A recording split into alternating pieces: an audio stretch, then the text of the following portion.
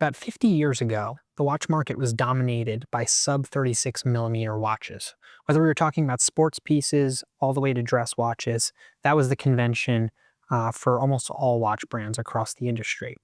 As we shifted into the 80s and 90s, we started to see celebrity influencers endorse brands like Panerai, and we also saw the introduction of sports pieces like the Royal Oak Offshore that pushed conventions to larger than 40 millimeters for almost all watches. And that trend has certainly remained well into the 2010s. We've started to see in the last couple of years tastes in watches shifting back towards the smaller end of the watch sizing spectrum, and watches in the 36 to 40 millimeter category are back in vogue. But this, I think, has created an opportunity for us to analyze those vintage classics in the sub 36 millimeter watch category once again, and I think that the case can be made that watches of this kind are going to have a bit of a renaissance in the coming years. One of the things that I think made really large watches prohibitive for a lot of customers is the fact that physically the average male wrist can't accommodate huge watches. And so we started to see pieces that are in the 40 to 44 millimeter category actually not looking ideal from a proportion standpoint on most wrists. But I think for the mainstream customer, watches in the 36 to 40 millimeter case sizing actually look really, really appropriate. If you appreciate this type of sizing, number one, you're going to gain access to a variety of really incredible vintage pieces that have a lot of character and interest.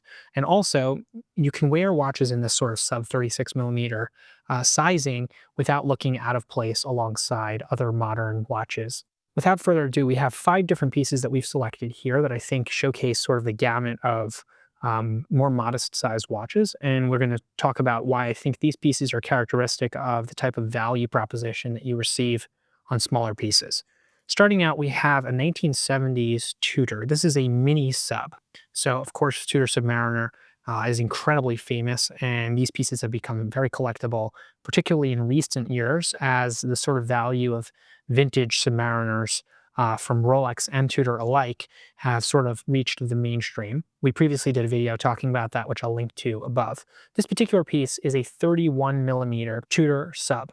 We still see a lot of the characteristic elements that made Tudor Submariners incredibly collectible, including a Rolex signed bracelet and case back. Of course, the crown also has Rolex coronet on it. And we have a beautiful sort of dark gray to black dial. And I actually think that these case sizes are a little bit deceptive because they have much larger cases. And so on the wrist, even with slightly larger wrists, I have a 6 3/4 inch wrist, and I think that it doesn't look particularly out of place even on my wrist.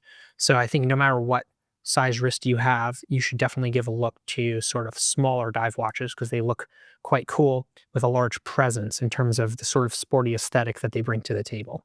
This is another 31 millimeter watch from a brand called Minerva, which dates to the 1950s. It's in excellent condition, but you also see that it's received this almost copper penny-like patina across the once silver dial. And so you get an incredible amount of character and personality on watches like these that you physically aren't going to find on contemporary watches. And I think that has a sporty aesthetic. And once again, we have a very broad lug-to-lug profile considering its case diameter. And this is something that I think can't be talked about enough. When you have large watches, a lot of times brands will shrink the lug-to-lug dimension, and that sort of shrinks effectively the presence on the wrist. When you go in the opposite direction to smaller watches like this piece, brands often elongate the lug profile. And what that means is that a 31 millimeter watch might wear more like 35 or 36 millimeters in contemporary sizing. So this watch actually wears quite well in spite of its ostensibly tiny sizing.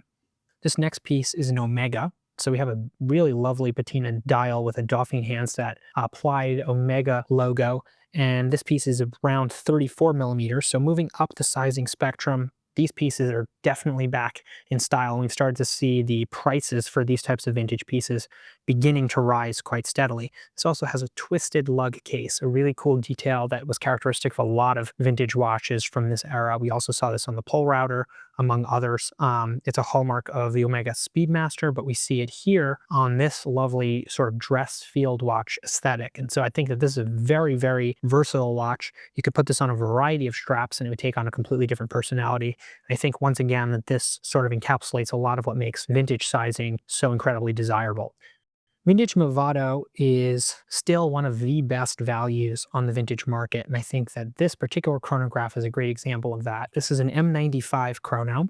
The M95 movement is probably one of the most important movements for Movado from the 30s to the 60s. What you see is a sort of reverse pusher configuration. The 4 o'clock pusher is your start and stop, and the 2 o'clock is your reset. This also features a lot of the details that are very collectible on vintage Patek models. For example, the Patek Philippe reference 1463, one of the most collectible vintage chronographs from Patek Philippe, referred to as the Tasti Tondi because of its round pushers, often had these sort of engraved motif on the surface of the pusher. We see that on this M95 chronograph. You could never find a Patek Philippe 1463 for the type of pricing of this type of Movado, but you're still getting a precious metal case, an incredibly significant historical movement, and you're getting it for a fraction of the price point. And I think that this has its own degree of personality and character that makes it stand on its own alongside more expensive pieces as an equally significant historical example of what made chronographs from this era so incredibly desirable. Then moving on to something that actually was made a little bit more recently. This is a Patek Philippe reference 5120, and I think this is where we start to see sort of neo-vintage Patek Philippe continuing to utilize these smaller case sizes. They never totally disappeared from Patek's catalog.